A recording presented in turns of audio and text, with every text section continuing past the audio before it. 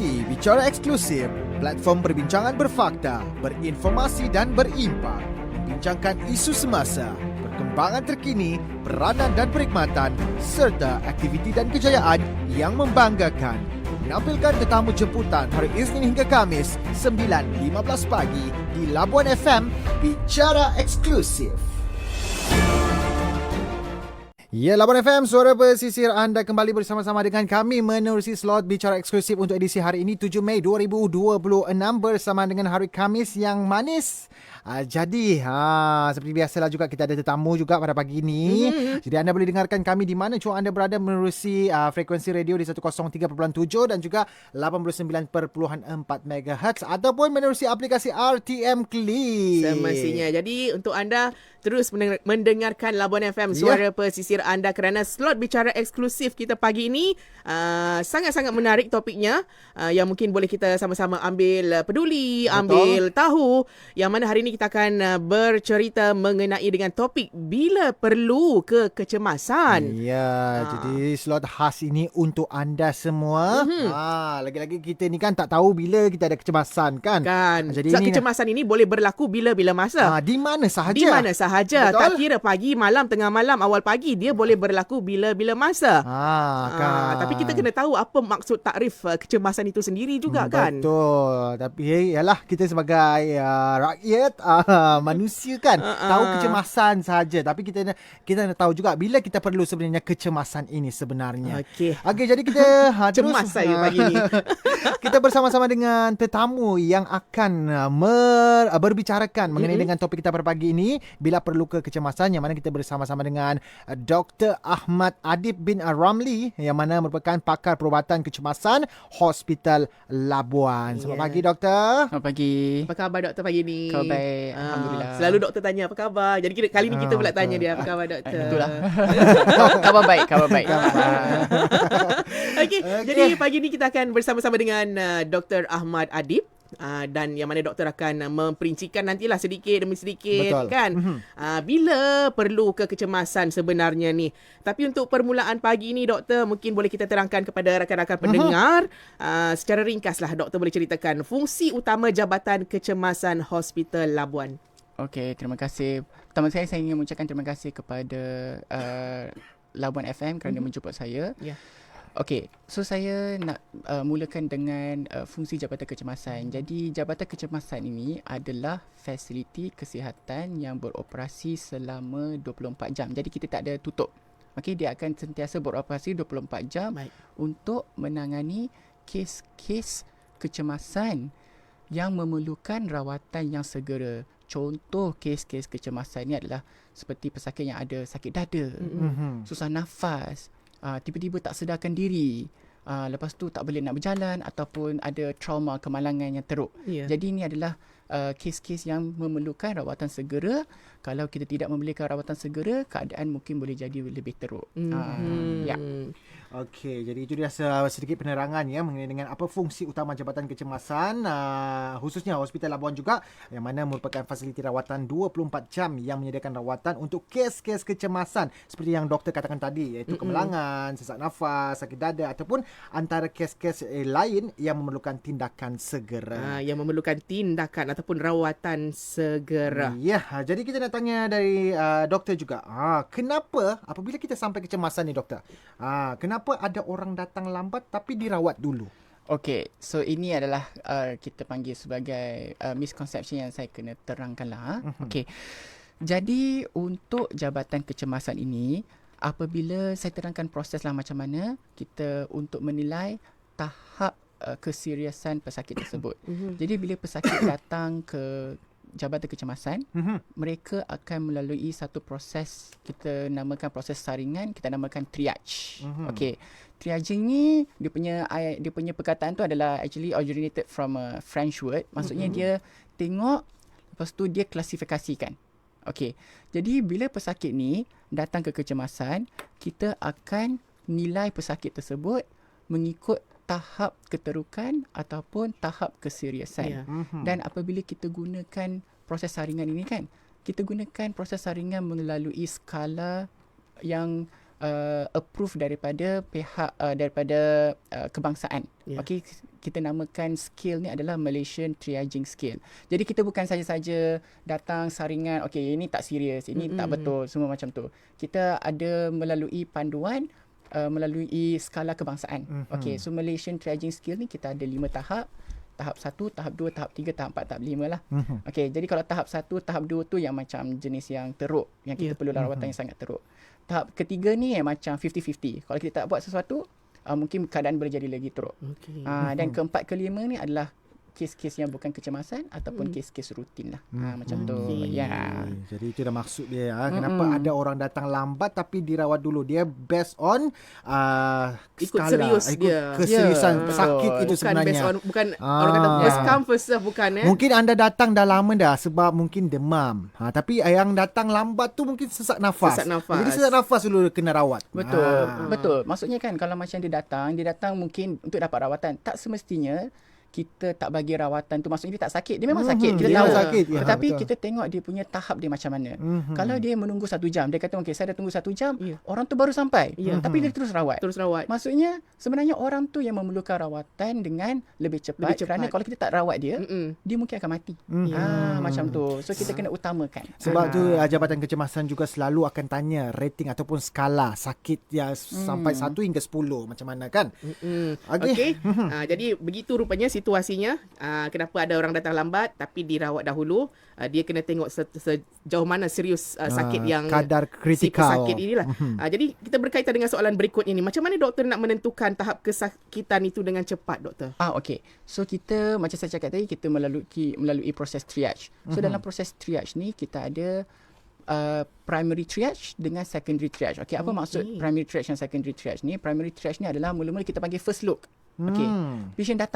Patient datang dah tercungak-cungak, sakit dada, susah nafas. Itu memang dah obvious. Maksudnya memang dah jelas pesakit tu memang tengah serius. Jadi kita masuk terus kepada zone critical. Macam tu.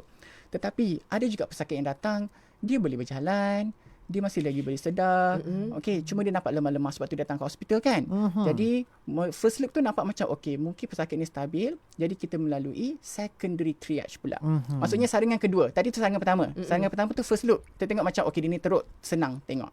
Ada pesakit yang macam dia tak jelas daripada depan.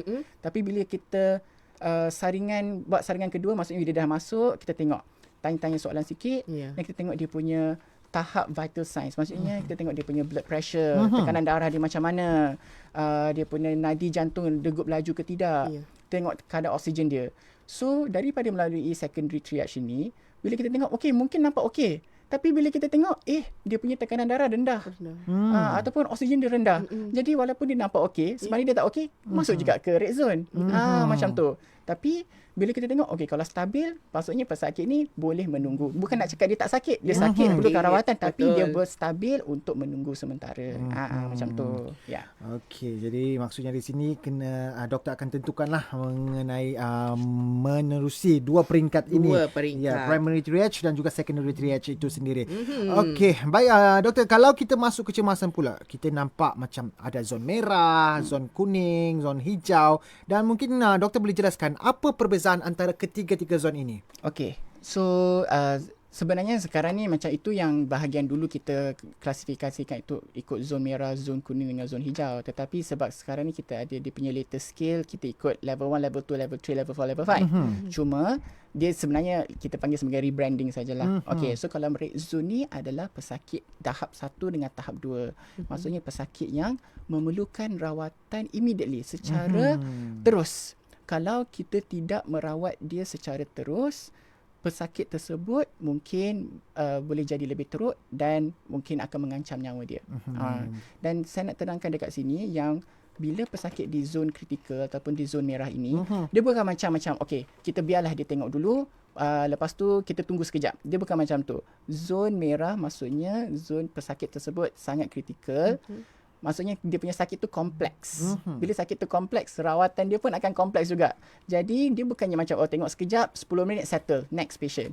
Kadang-kadang pesakit tu memerlukan 1 jam, 2 jam, 3 jam resusitasi untuk menghidupkan pesakit tu semula lah. Jadi dia bukan macam kita tengok, dan bila rawatan kompleks pun memerlukan ramai orang. So bila memerlukan ramai orang, so mungkin pesakit-pesakit lain mungkin kena tunggu sementara untuk mendapatkan rawatan. Itu untuk zon merah. Zon kuning pula yang macam saya cakap tadi, dia macam 50-50 lah, 50-50. Kalau kita tidak melakukan rawatan kepada pesakit tu, mungkin pesakit tu akan jadi teruk. So dia macam dia semi critical. Tu kita panggil yellow zone, zon kuning. Dia semi critical.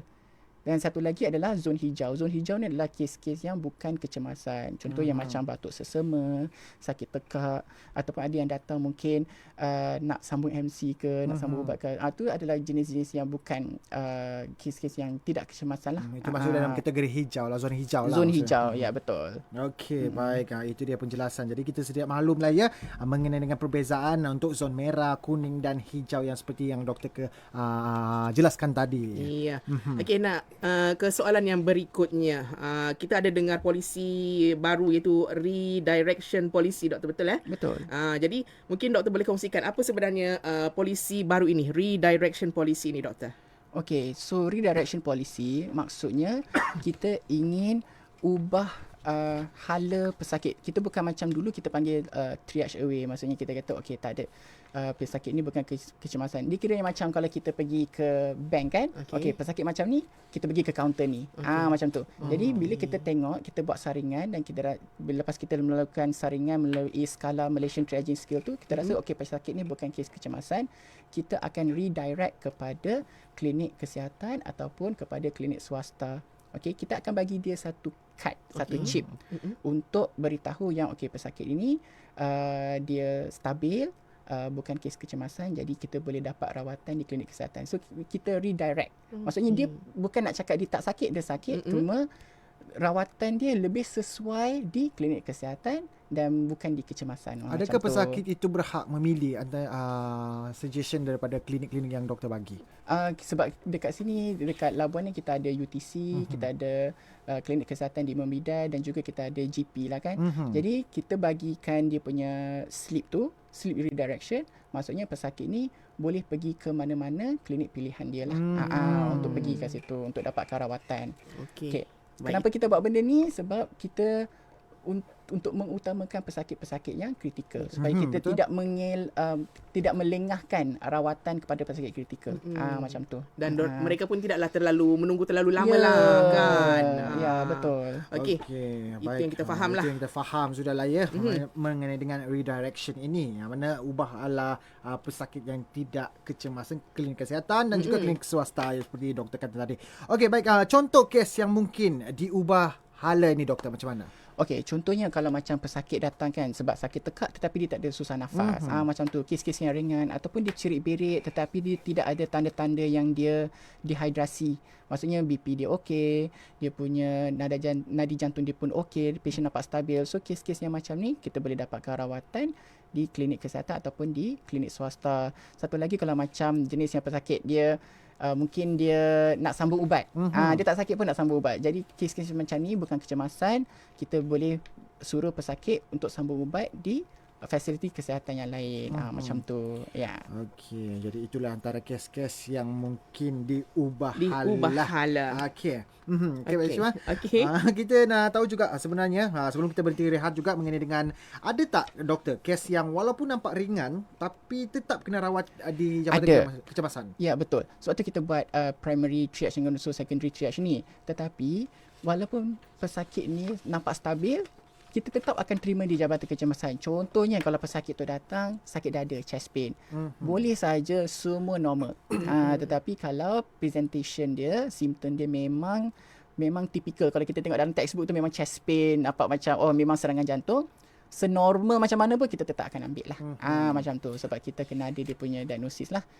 Lepas tu contoh lagi kalau macam pesakit warga emas, kita tidak akan tolak ataupun pesakit kanak-kanak ataupun pesakit psychiatry ataupun kes-kes medical legal, kes-kes polis, kes-kes yang macam OSCC One Stop Crisis Center yang melibatkan kes-kes yang sensitif, kita tetap akan ambil di Hospital Labuan. Jadi kecemasan, kalau macam kes seperti itu doktor, adakah mereka juga berpotensi akan mendapat akan diubah hala untuk rawatan itu? Kes-kes yang macam ni memang kita akan terima di kecemasan. Sebab kita warga-warga emas ni walaupun kadang-kadang diorang nampak normal, okey, tapi sebenarnya mungkin luar nampak cantik tapi dia bergelora di dalam. Sebab kadang-kadang orang tua ni dia tidak jelas macam kita nampak tekanan darah dia rendah, kadang-kadang nampak okey sebab dia tengah cuba nak lawan kan, tapi sebenarnya keadaan dia lebih teruk. Macam tu. So ada beberapa kriteria demografik yang kita tidak akan ubah hala lah. Macam tu. Okey, baik. Itu dia penjelasan daripada doktor untuk topik kita pada pagi ini. Bila perlu kecemasan? Sudah secara terperincinya doktor sudah memberi penjelasan mengenai apa yang sebenarnya perlu anda lakukan dan juga fungsi-fungsi utama Jabatan Kecemasan Hospital Labuan. Jadi kita akan kembali lagi bercerita mengenai dengan topik kita pada pagi ini. Bila perlu kecemasan pada anda, jangan ke mana-mana, terus setia bersama-sama dengan kami di Labuan FM, suara pesisir anda. Ikuti Bicara Eksklusif, platform perbincangan berfakta, berinformasi dan berimpak, membincangkan isu semasa, perkembangan terkini, peranan dan perkhidmatan, serta aktiviti dan kejayaan yang membanggakan. Menampilkan tetamu jemputan hari Isnin hingga Khamis 9.15 pagi di Labuan FM, Bicara Eksklusif. Ya, Bicara Eksklusif kembali lagi bersama-sama dengan kami menerusi slot pada pagi ini. Bila perlu kecemasan, itu adalah tajuk topik kita pada pagi ini. Betul. Dan kita masih lagi bersama-sama dengan tetamu kita, Dr. Ahmad Adib bin Ramli, pakar perubatan kecemasan Hospital Labuan. Ya, betul. Bila dengar topik tadi kan, bila perlu kecemasan seperti yang kita maklum, kecemasan ini macam kita cerita awal tadi, dia bila-bila masa saja boleh berlaku, tak semestinya di tempat kerja, dia boleh juga berlaku di rumah contohnya lah kan. Jadi contohlah doktor, kalau berlaku kecemasan di rumah, apa yang orang ramai perlu lakukan doktor? Okey.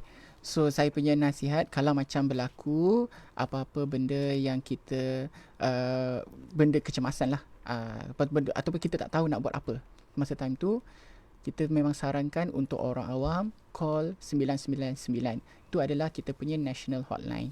Okey. Kenapa kita kena panggil 999 ini? Kerana pegawai yang menjawab talian di 999 tersebut, mereka adalah pegawai terlatih. Okey. Kalau di kat Labuan ni, memang kita boleh call Hospital Labuan straight away. Cuma kalau dekat Hospital Labuan, kita call adalah yang menjawab telefon itu adalah operator. Okey, operator yang tugas dia adalah untuk menguruskan panggilan. Tetapi kalau kita call 999, operator yang menjawabnya adalah pegawai yang terlatih. Okey. Jadi kenapa perlu call 999? Kerana let's say for example, kalau pesakit tersebut rebah. Okey. Kalau kita panggil 999, pegawai yang di belakang talian tu dia boleh bagi tahu nak buat apa. Okey, start CPR dahulu ke? Ataupun okey, tekan dada, dia akan bagi tahu cara-cara step by step kamu nak kena buat apa. Macam tu. Kalau kita call directly kepada Hospital Labuan, memang boleh dapat.